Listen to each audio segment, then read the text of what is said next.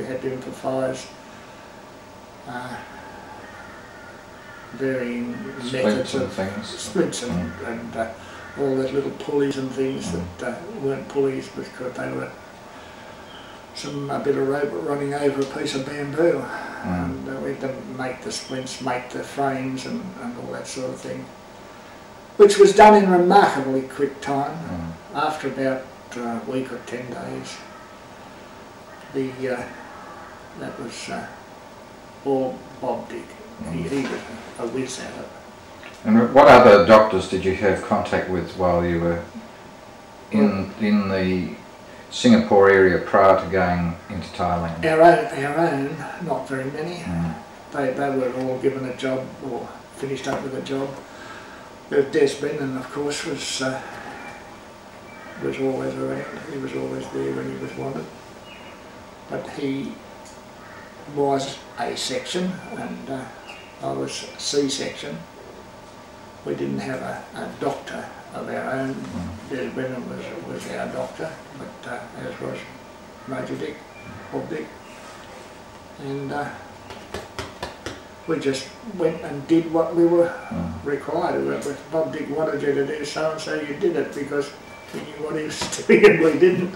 How did you get involved with Bruce Hunt? Right. I was about 10 days with Dr. Dick and getting everybody settled in the Nafi ward, which was the first one, and was known as the surgical ward.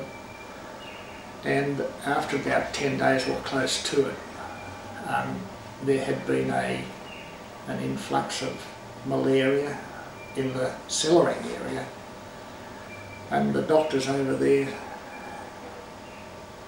who were looking after the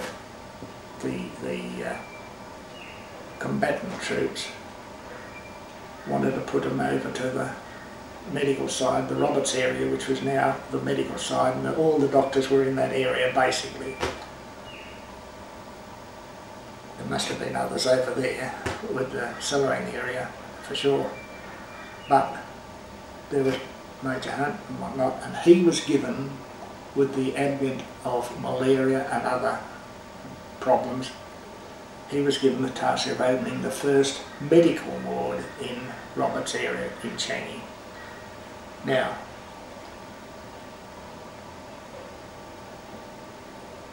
Major Hunt was speaking with the officers, doctors, on the night that he was asked to do this, and he went up to Bob Dick and said, "What the hell do I do?" To which Bob's reply was apparently, "Don't worry, my blokes will help you out, they know what to do." So, we were allocated, 4 or 5 of us were allocated to go and help Bruce Hunt, and we got to love him. He was a fantabulous bloke, absolutely fantastic. And did he have any other characteristics? Oh, he was a bloke. He was one of us. Was he very direct, or? Oh, very direct, yeah, for sure. And you did what he asked. But oh no, he had been a gunner in World War I, and he was a fabulous fella. We had Bob Dick, our bloke. He was a fabulous fella. Not many people on the bivouac not many COs would go and make you a cup of tea at 6 o'clock in the morning and knock you on the foot to say, "Get up and get it." Pour it out for you. Hand you the mug. Are there any other significant things that occurred while you were in Singapore that you'd like to tell us? Oh, anything specific. We had a bit of a tough time at the cathedral. There were mortar attacks and so forth, and a lot of people got minor injuries, but we fixed them up from a little RAP that we had going. And the mortars did kill quite a smallish number of people when they followed them across the cathedral. There was one where a couple of blokes had crawled under an ambulance to get out of the way, and the mortar dropped straight on the lot. There was nothing much of them left, including the ambulance. Were you aware of, you know, were you aware when the A Force was sent off to Burma in May 42? Yes, we had, we knew it was going. We knew in the Roberts area, the hospital area, of what was going on, of what the camps were and where they were going. People who went to Outram Road on Singapore and working parties, those who went down to the wharves to do things. We knew what was happening. But you knew that there had been groups sent off supposedly we knew that A Force and A and D Force and F. We knew all of those. We knew did you know them by those descriptions, or you just knew that groups had gone? Groups had gone, and that it wasn't long before they had a name, and we know that A Force went up on the western side, and they went up by boats along the shoreline till they got to whatever they call it, Myanmar or something. Myanmar, Savoy and Victoria Point. Yes. Yeah.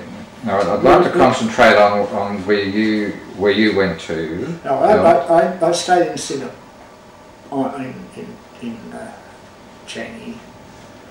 Went through the Silvering Square into no problems. Lots of blokes had problems. Went back to the Roberts area and the hospital. Was with Major Hunt when he was given the job of looking after the dysentery side of things.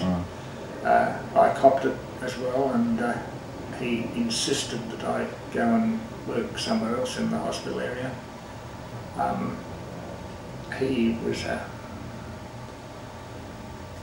a bit protective of me. I think I was just a thin, skinny, very young person, and he wanted me to, and he went and talked to a Dr. Greverman, who was running the intestinal ulcer department, had specialised in it back in Aussie, and